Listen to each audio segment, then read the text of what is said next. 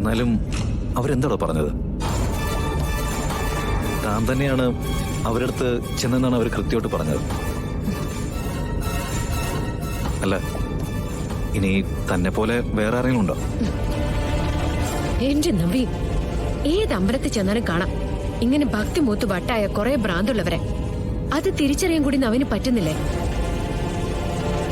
അവർക്കങ്ങനെ മാനസിക കുഴപ്പമുള്ളത് പോലെയൊന്നും എനിക്ക് തോന്നിയില്ല. ശരി, അവർക്കങ്ങനെ ഭ്രാന്താണെങ്കിൽ തന്നെ അവരെ കൂടെ വന്ന ആൾക്കും ഭ്രാന്താണ്. അയ്യോ അമ്മേ, എനിക്ക് തലവേദന എടുത്തിട്ട് തല പൊട്ടുന്നു. അവിടെ എത്തിയപ്പോ മുതല് ഞാൻ പറയുന്നതാ, ഞാൻ ആകെ ഇറിറ്റേറ്റഡ് ആണെന്ന്.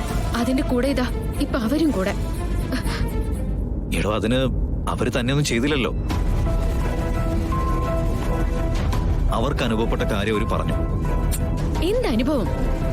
നമ്മൾ ഒന്നിച്ചല്ലേ നടന്നത്, ഒന്നിച്ചല്ലേ തൊഴുതത്, നമ്മൾ ഒന്നിച്ചല്ലേ പുറത്തിറങ്ങിയത്. ഇതിനിടയില് എപ്പോഴാ ഞാൻ അവരെ പരിചരിക്കാൻ പോയത്? വെള്ളം വാങ്ങിച്ചു കൊടുത്തു പോലും.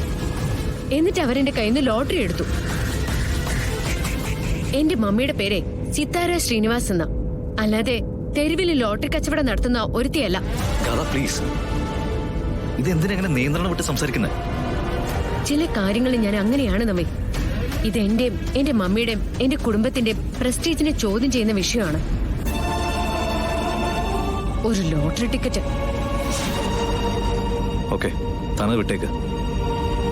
വേണമെങ്കിൽ താനൊന്ന് മയങ്ങിക്കോ, തലവേനൊക്കെ മാറട്ടെ. ആ